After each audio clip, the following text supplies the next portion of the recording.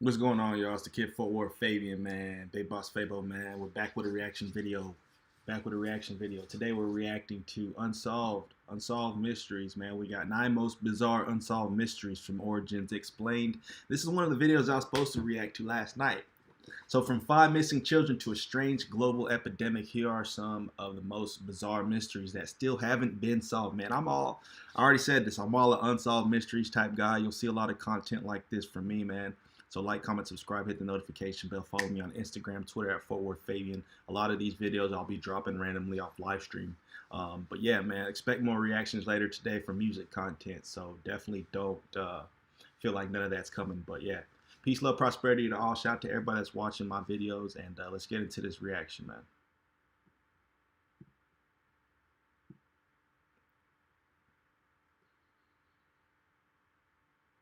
Missing children to a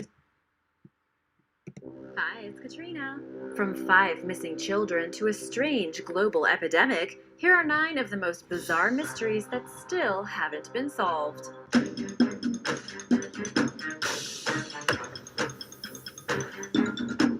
Number 9.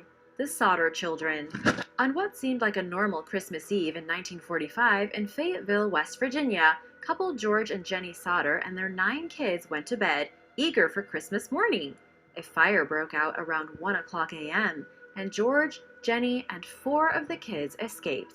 George tried saving the other 5 children, Maurice, Martha, Louis, Jenny, and Betty, by breaking a window, but he couldn't see inside the smoky house. Wow. They vanished seemingly into thin air and were never seen or heard from again. Come on, Due man. to communication issues, the fire department did not reach the scene until 8 in the morning, by which point the house was completely destroyed.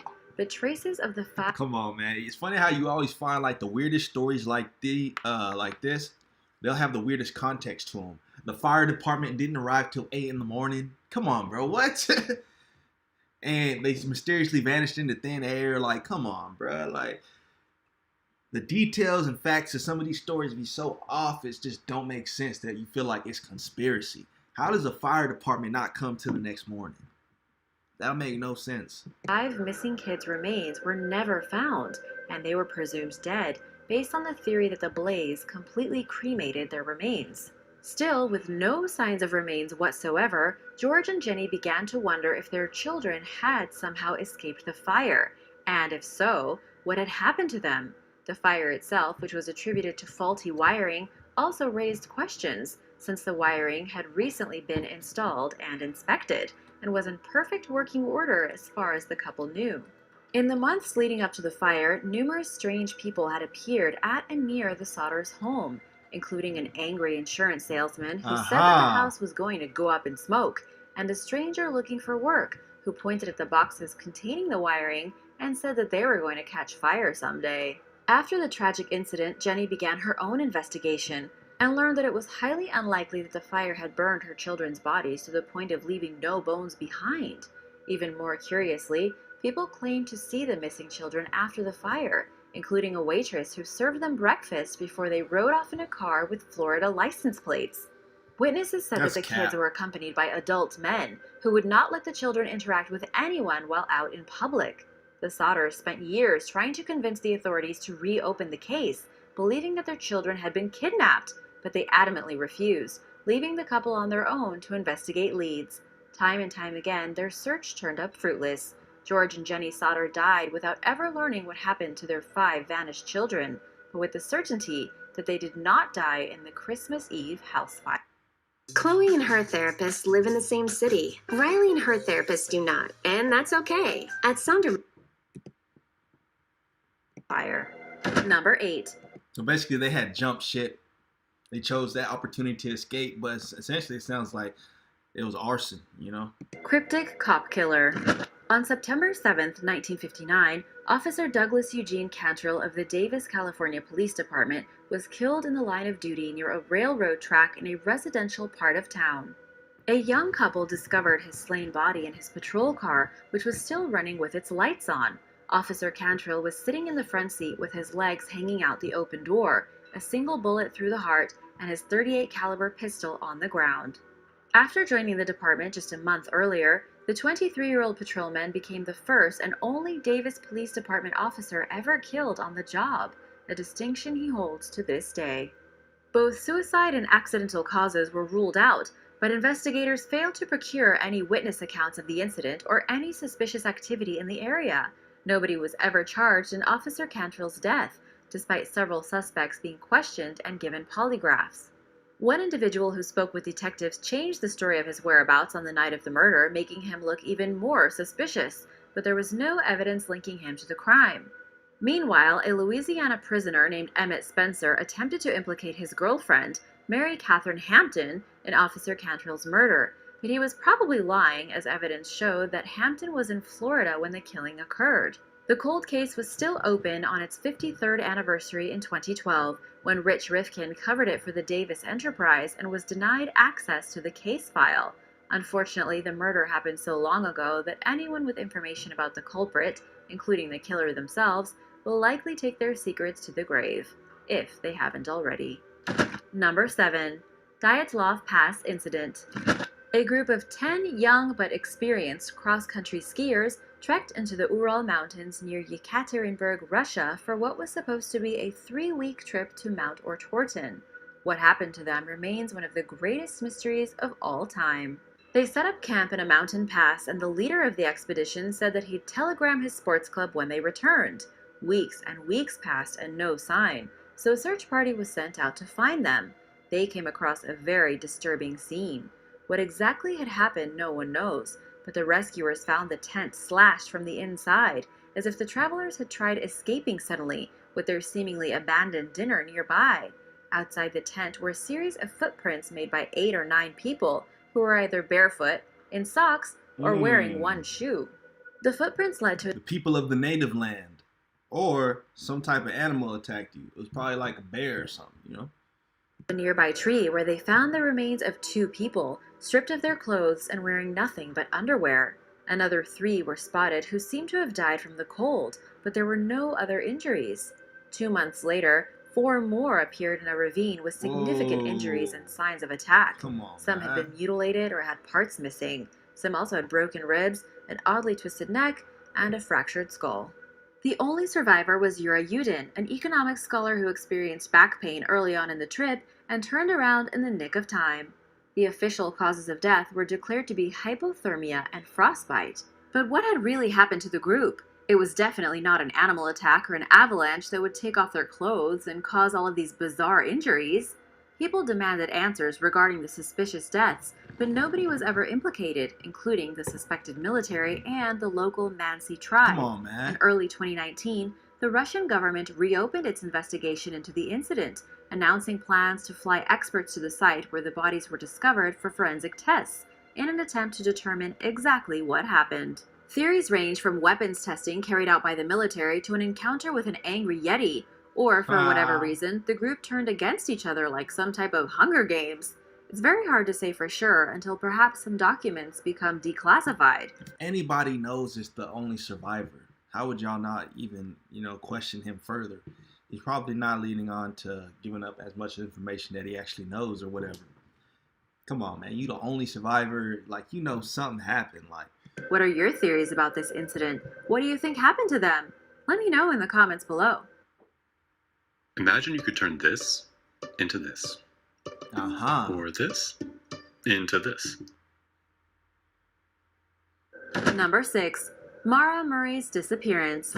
On February 9th, 2004, 21-year-old nursing student Mara Murray packed up her dorm room belongings, withdrew cash from an ATM, and hit the road.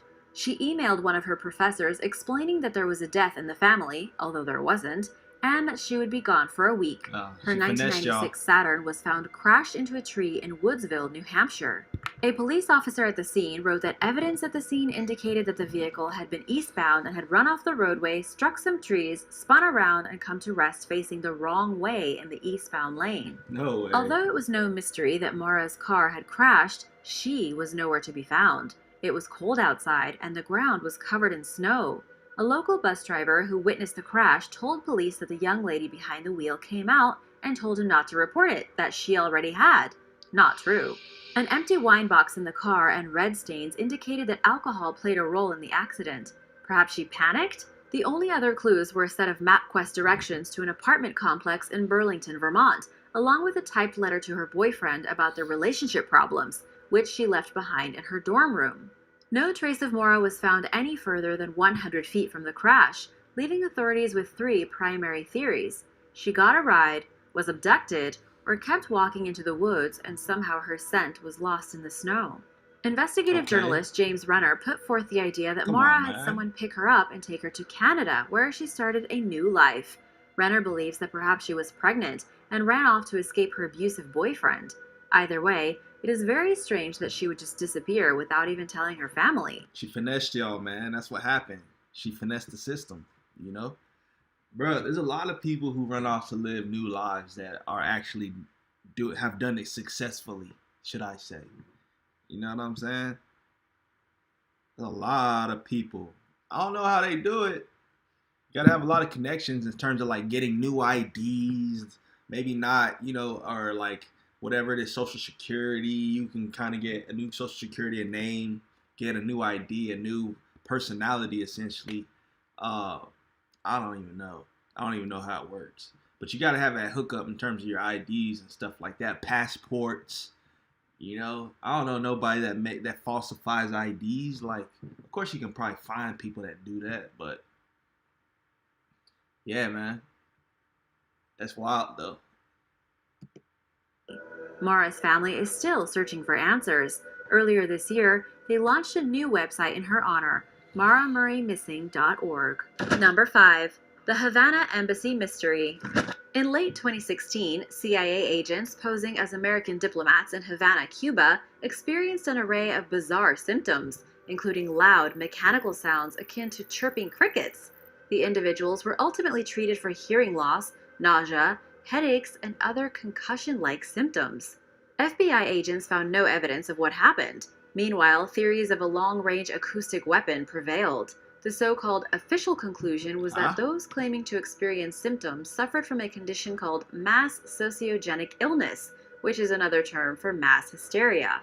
Cuban officials and the U.S. State Department squabbled back and forth about whether the bizarre condition was indeed a psychological condition or something else. One study posited that the patients exhibited symptoms of having suffered from military-induced or car accident-related effects.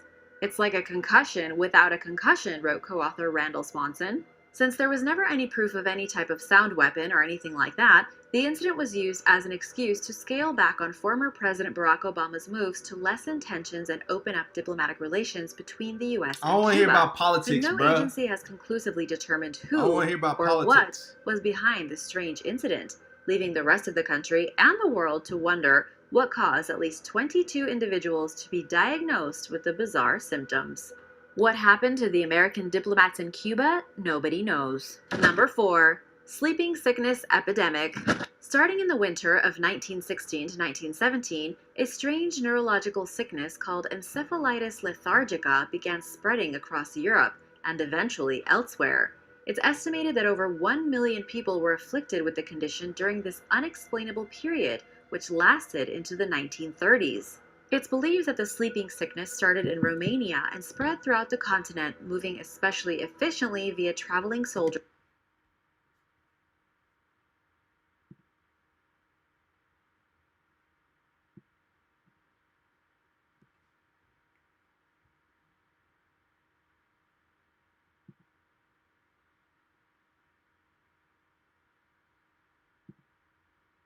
Had to come check the stream, see who was in on the stream. We got 2 viewers in right now. All right, let's get back to we got like 4 more unsolved mysteries, man. It started getting political. I didn't really want to get into politics, man.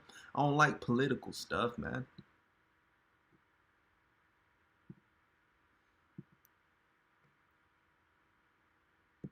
During World War I. In 1917, after hitting Vienna, it became an epidemic, and it accompanied the Spanish flu in 1918. One theory holds that a rare strain of Streptococcus bacteria causes sleeping sickness by attacking the brain, but experts remain at a loss for an explanation for why people suffer from the disease and its strange symptoms, which include being essentially frozen in a state of lethargy, along with fever, headache, and double vision. Other side effects include abnormal eye movements, upper body weakness, muscular pain, tremors, hallucinations, and in acute cases, patients sometimes even enter a coma. To add to the mystery, the illness seemed to go away for a period of time, only to reappear in Europe decades later during the 1950s, in the US during the 60s, and about 10 years ago in China, when a young girl was hospitalized for several weeks. Dr. Oliver Sacks, who treated patients in the Bronx, described them as seemingly insubstantial as ghosts and as passive as zombies. During past outbreaks, victims were usually between 10 and 45 years old, and while 1/3 of them perished from the disease, many, if not most survivors, never returned to normal. Even more terrifyingly, there was also an apparent tendency for patients to come down with Parkinson's disease after suffering from sleeping sickness. The medical community's knowledge of the disease is perhaps limited by the small windows of time and opportunities they had to study it. Will sleeping sickness reappear? Let's hope not. Show us why you travel Oklahoma with free OK Here We Go decals. Whether you bike. Number 3. Romans in Brazil. In 1982, a marine archaeologist named Robert Marks discovered around 200 intact Roman jars, or amphorae, on the seafloor about 15 miles off the shore of Brazil's Guanabara Bay. The presence of amphorae, which were used as shipping containers, often indicates that a Roman shipwreck is nearby, leading to the shocking idea that the ancient Romans may have reached the Americas hundreds of years before the earliest European explorers were known to arrive there. The Brazilian government was hesitant to investigate the matter, and Marx speculated that this could be because the country did not want to challenge the historical narrative due to its long-standing ties with Portugal. Because the artifacts in question appear to date back to the 2nd century BC, if proven authentic, they stand to upend the story that the Portuguese were the first Europeans in Brazil. But it's unlikely that answers will ever be found as long as the government maintains its current stance on the matter.